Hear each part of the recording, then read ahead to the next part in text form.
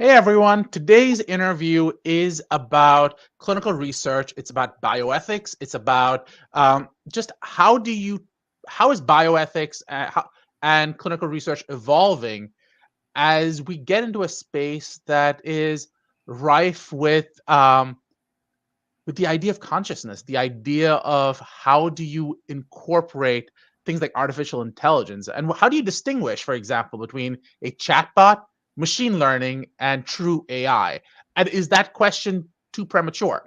So, our guest today possesses several years of experience working with the Department of Defense, Air Force, and the Department of Veterans Affairs in human resource protection and regulatory oversight.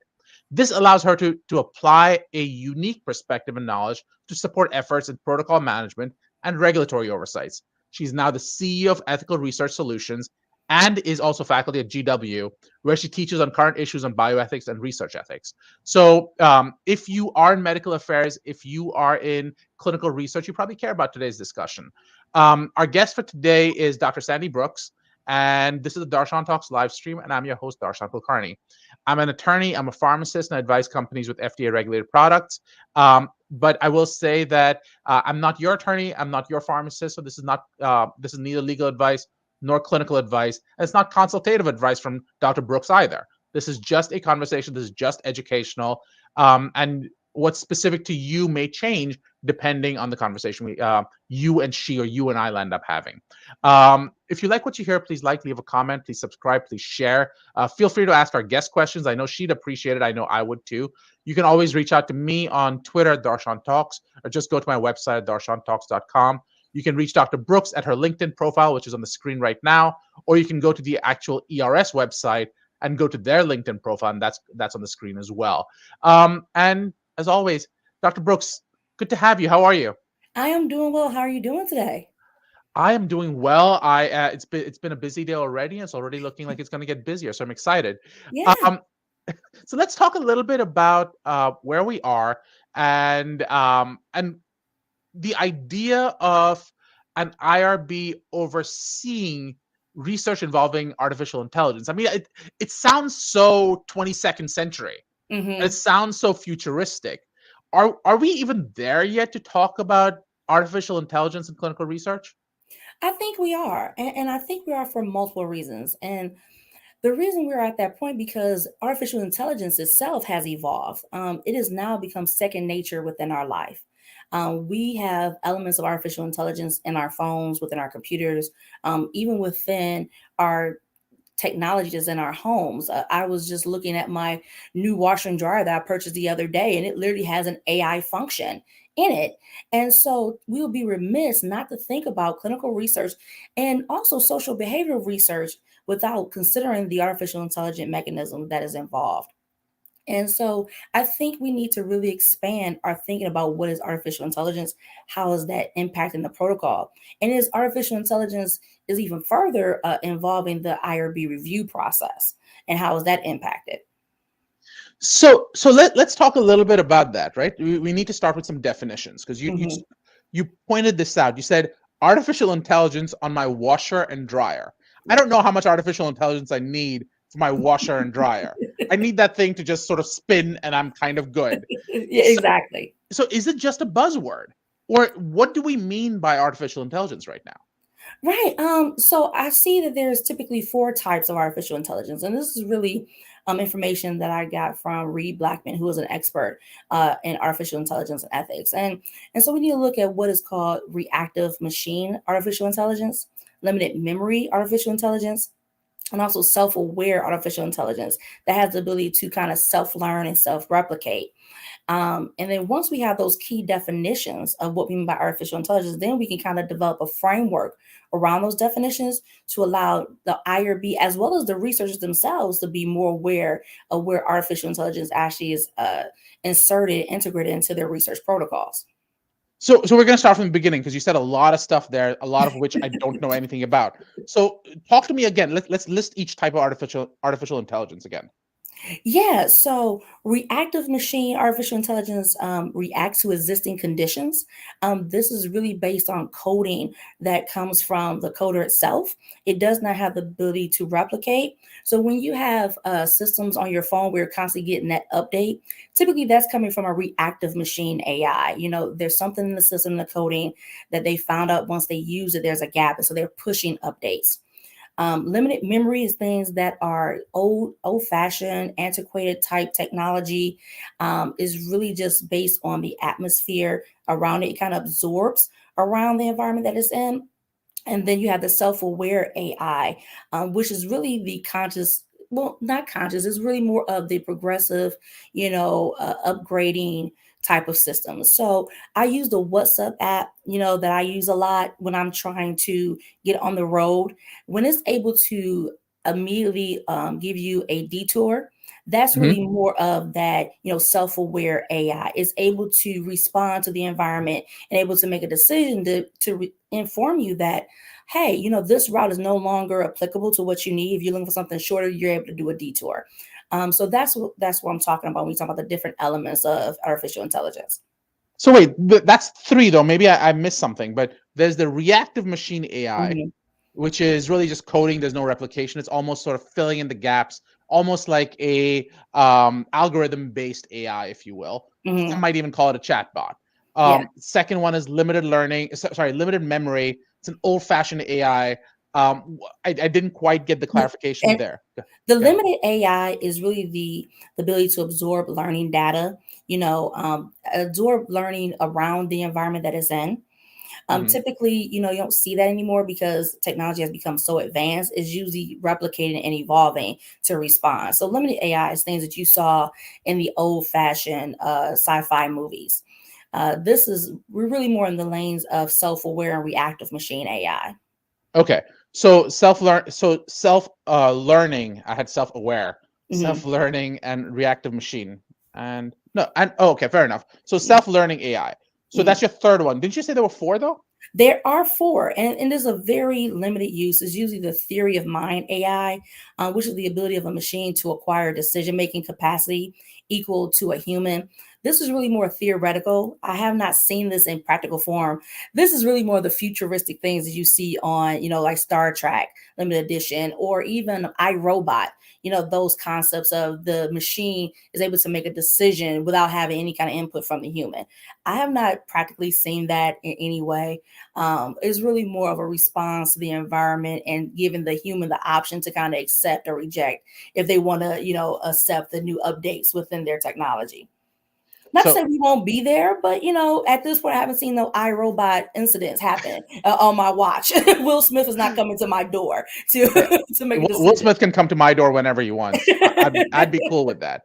Um, so let's talk a little bit about this. So we've got, let's assume first reactive machine AI. How do you see that being used in the context of clinical research? Yeah, so that is very interesting because I think what it really comes down to is the software, right? So as you see a lot of clinical trials, they're using and testing a lot of new devices, and those devices will have software in the background that is evolving and responding and reacting to maybe testing of a disease. We see it a lot with a DNA and doing DNA splicing. You see a lot of things in CRISPR that's using AI technology to test. And so I think that's really where we're at. So it's really not the a device itself, it's the technology that actually functions the device, that makes the device smart and actually does the real hard work. Is really the brain of these devices that we see on the clinical trials. So it's what you're saying is it really goes to what makes that device function. Correct. Correct. But if that's true, isn't that more of a regulatory strategy? And I know the FDA put out a recent guidance on how their current thinking, if you Mhm. will, around AI. Um, do you find has there have you had experience with companies coming to you and go, we want to develop ethical AI in the context of clinical research, even if it's not really necessarily subject to clinical trial review of that type of AI? So Yeah. what has been your experience there? Yeah, absolutely. So I've had companies, I've had investigators, I even had protocol developers, bring these questions to me, and they really are not a clean cut answer, right? Thinking about AI, we deal with it on a day to day basis, but we have not really taken the time to deconstruct it in a regulatory lens. And so, for us to sit back and think about it in an ethical way, we can't just limit our view with just the brain of the system. We have to see how that brain impacts everything else around the protocol. When I say the brain, I'm really talking about the individual that's coding the system behind it. And we have to think about what kind of issues may come behind with the coding.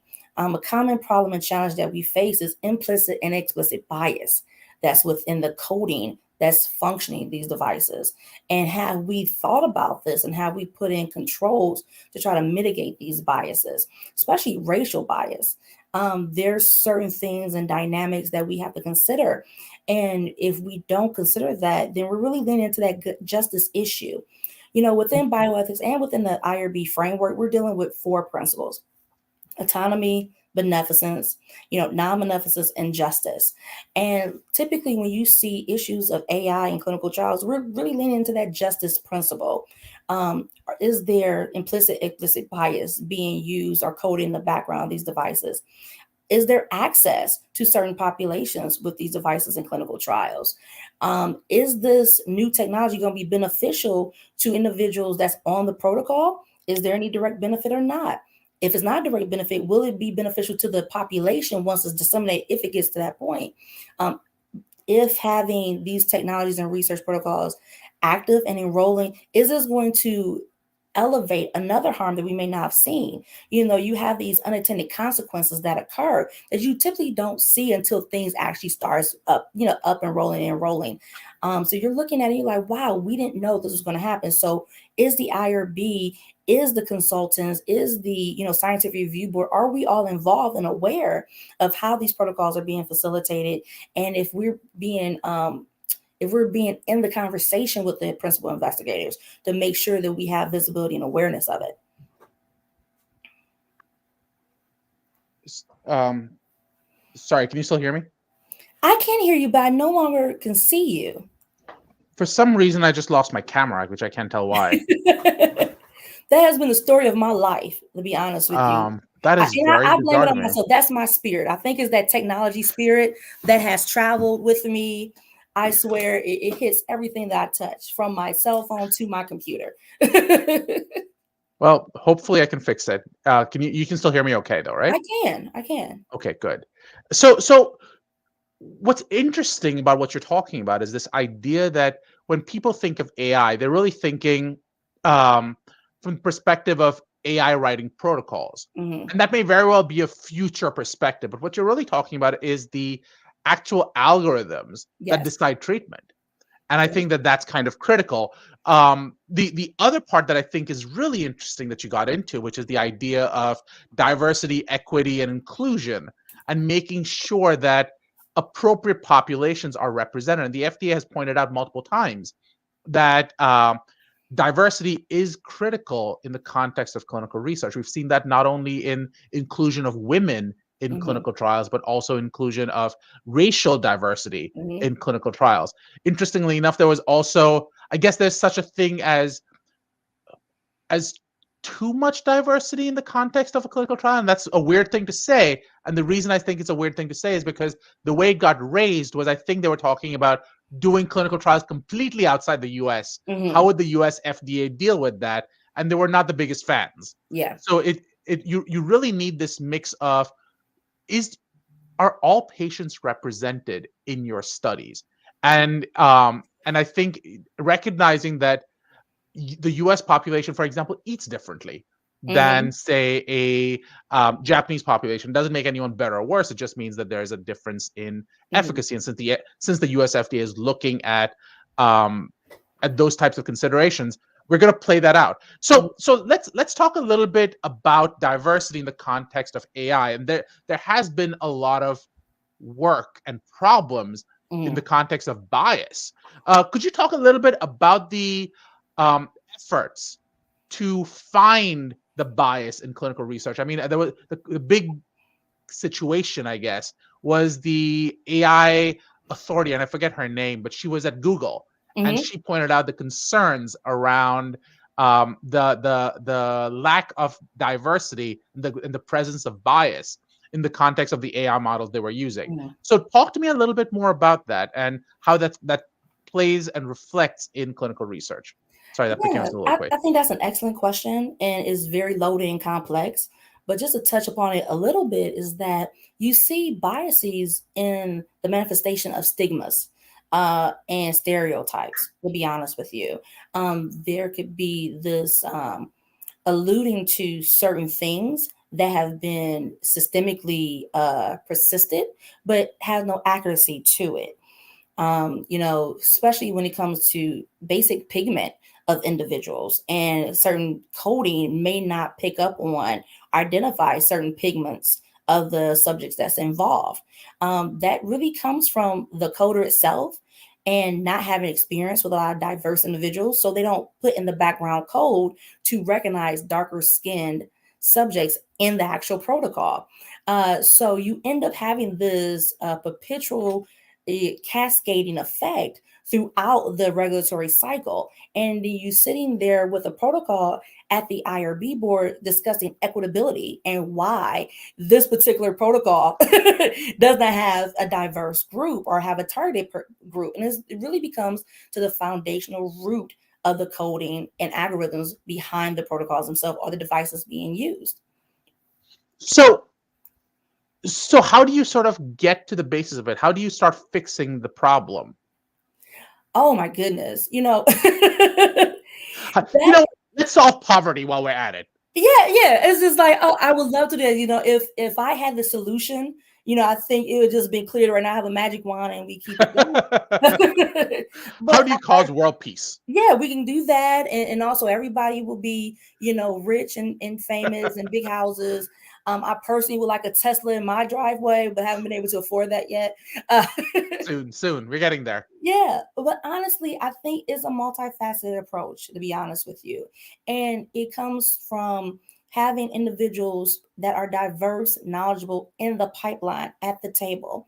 I was trained by great bioethicists from Case Western Reserve University. And something that sticks with me is what Dr. Marshall said. She like, you always have to look at who's at the table. Because if you do not have the voice there, you will not have the representation there. And I think that's where we need to start. We need to have more training, access, education to all communities so that way we can have individuals with the expertise, tech access, and knowledge to sit at the table. We need more individuals involved in clinical research, to be honest with you. It is so common for me to be the only minority in the room, which, and I always make a joke is that I'm maybe the only minority, but I'm like the fairest minority you may find, right, in the room. You need people there who have the experience, who has the empathy, who have the broader lens to bring up very fundamental questions and don't have a very narrow lens. I think even if you don't even have the answer, if you bring up the question, it forces everyone to think. If you have a protocol that's using a device that is looking at doing better venopuncture, and the device is supposed to be able to identify the veins, but yet Mhm. it cannot penetrate through the skin, right? Yeah. I think it's warranted to have individuals say, have you thought about a darker skinned individual, right? Why is this not showing this? What have we done in a preliminary pilot protocol to actually say, okay, why can't we address this now instead of exposing individuals to this risk? And then also think about the potential benefit. If we do advance this technology, will this technology be accessible in communities that can access it? You still have hard sticks in diverse communities, in marginalized communities. You still have these elements there. Will we get that technology there? I think all of it is a circular, influential, reciprocal relationship that we have to try to elevate. So talk to me a little bit more about this idea that as we get into from a reactive machine AI towards a learning AI, the issue of diversity really becomes bigger and bigger because we stop being able to control it. Because Yeah. with a reactive machine AI, at the very least, you can start amending the algorithms. Hmm. In the context of a self-learning AI, um, you don't even know where the inputs are coming from. Right. You don't understand the thought process. Hmm. So the question then becomes, how do you regulate um, the the type of inputs in a way that you address this bias? Right. I think we need to have checks and balances, to be honest with you, from the start of the protocol. So a lot of things happen prior to getting to the IRB for review. We need to make sure we have thorough and robust scientific review to make sure that the science, the technology is applicable and valid enough to even expose humans to this particular protocol. We also need to make sure that we're going into elements that has the need for this type of research. What I see a lot of is people replicating a lot of the same theories, same thoughts, and they do that for the reproducibility of it, for the rigor of it. However, there is something to be said to have something novel, something that's outside the typical framework that you see, and something that can progress science to the point where it forces individuals to respond to the biases, respond to the diversity issues, to respond to the equity issues that's there. And I think once we do that, then at least when it gets to the IRB, you can actually focus on the fundamental ethical principles of the benefit, risk, and justice, and the autonomy of the individuals that may be enrolled on the protocol. I That was a lot feel to be said, right? there was a lot to be said. There was a lot to process, and I'm trying to Yeah, understand specifically um, how to. I mean, it sounds like a huge mountain it that you have to is. climb.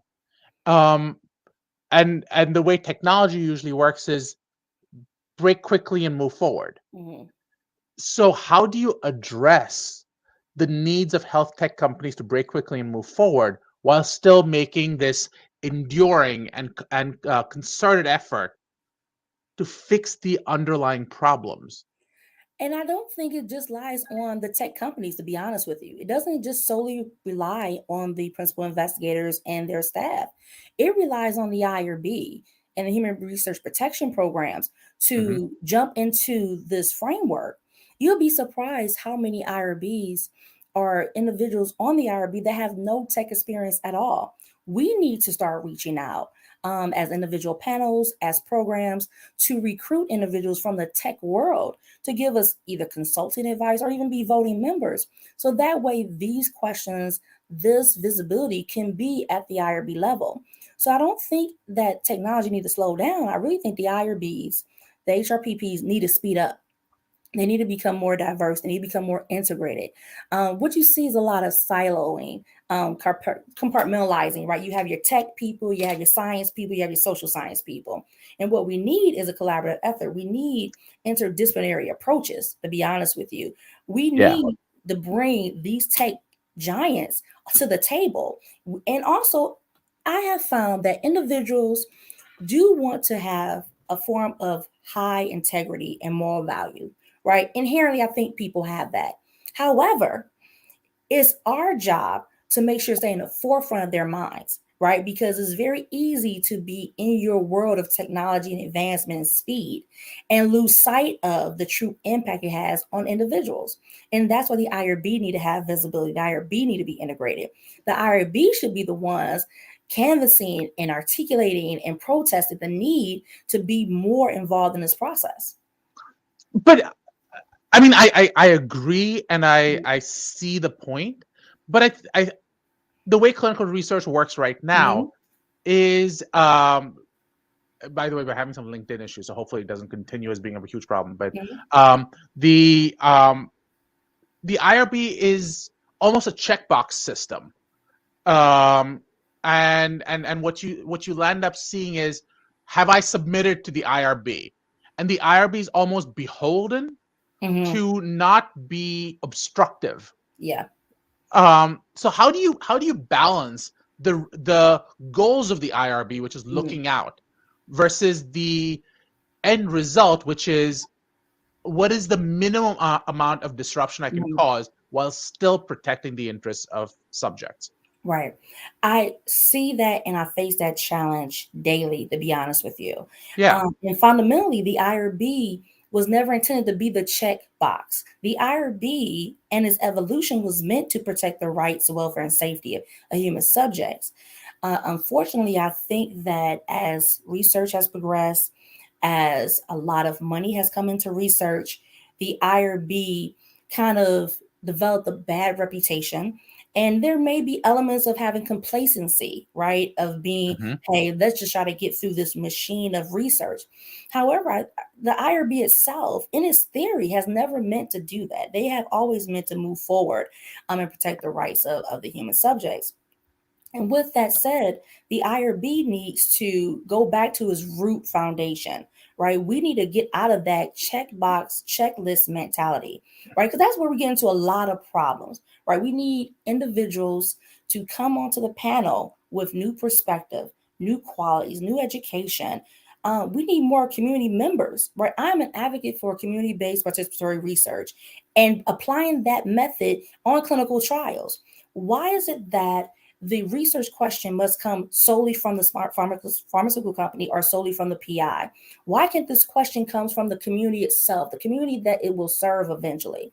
Having these individuals from the community, really from the community, on the IRB is important, right? That's why they were meant to be there. That's why it's written in the regulations to have a non-affiliate community member, is because you want that voice there. You need an advocate there. Unfortunately, I think research itself has become a large business. The IRB kind of got consumed by default in this whole mechanism of a machine. But that does not mean that we shouldn't go back to our root foundation. That does not mean we shouldn't go back to our ethical principles.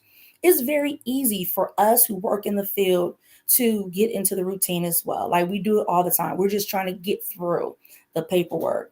However, I think we need to realize that we do save lives as well. Regulatory oversight, compliance, and the approvals under 111 are meant to save lives, right? And without that being in place, we will end up seeing a whole slew of repeat of history, unjust, unethical actions that we don't want to have to relive, right? We don't want to be witness to that again. So I think if we do that, we'll be in the right direction. I just think we have to shift the focus back into that place.